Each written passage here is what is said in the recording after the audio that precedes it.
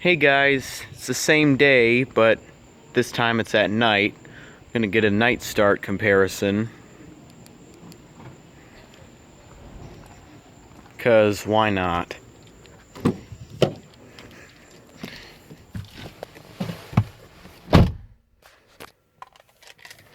All you have to do is insert the key, put your foot on the brake, and flick it to the right to start. As I said earlier. So as you can see, the headlights are on, and what I was talking about in the other video with the shutter is that this has a high beam shutter, much like a xenon headlight system would, except this is a halogen headlight equipped vehicle. When I turn the high beams on, it opens a shutter instead of turning on a separate filament for the high beams. As you can see. Now this does not have automatic high beam assist, unfortunately. But if you leave the lights on auto and you push the fog light button and you forget to turn the fog lights off, well, they'll come on the next time you get in the car and it's dark. When the lights come on, so they'll come on in correspondence with the lights. But anyway, let's take an outside look at the vehicle at night. Lights are already on, as you can tell.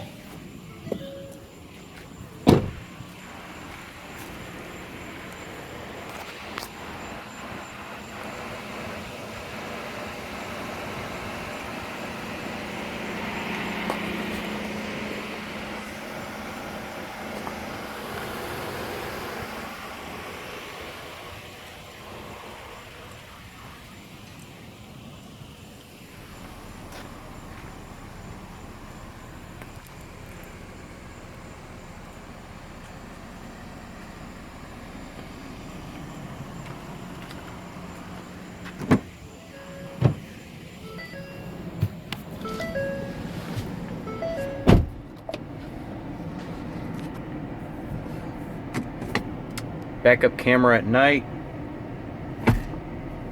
Looks pretty cool with all the lights on in the rear. Because it's dark out, you know how those street lights are on.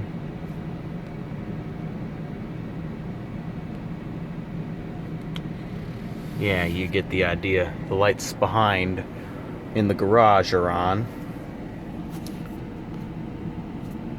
So, also another neat feature I forgot to point out in the previous video was that when you rev the engine, there is a blue trail left behind the left side of the tachometer needle. It is electronic.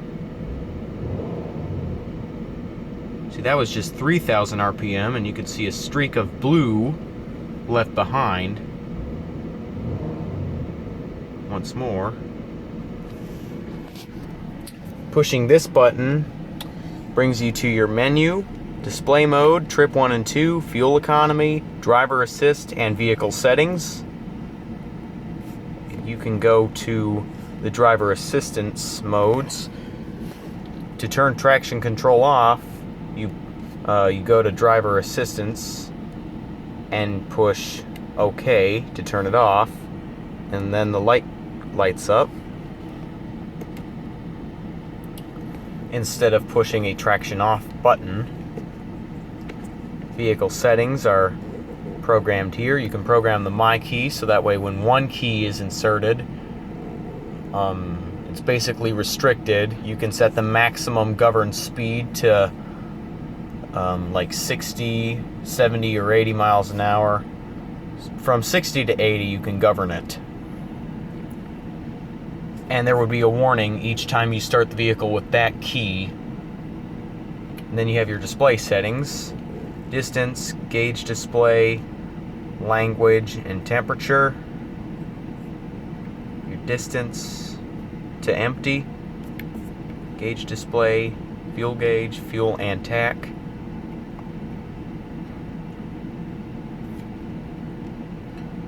Then if you Hitting right does the same thing as OK in most cases. Like if you hit right, it goes to the tachometer, fuel gauge, and temperature gauge. And then if you hit OK, it does the exact same thing. Pushing down and up, no wait, yeah, pushing up will make the right side of the screen turn to different themes. So instead of fuel and temperature, it's fuel only,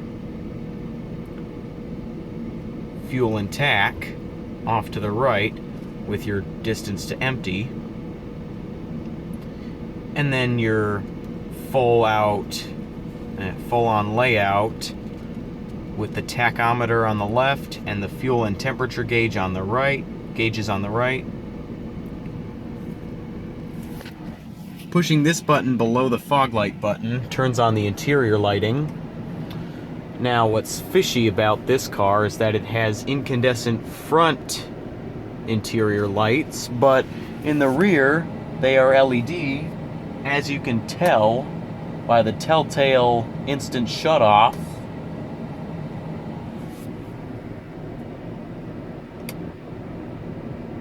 Whereas these take a while to go out because they use a filament.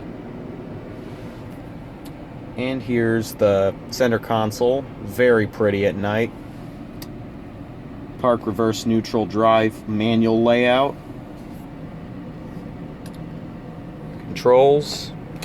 And that's about it for the night portion.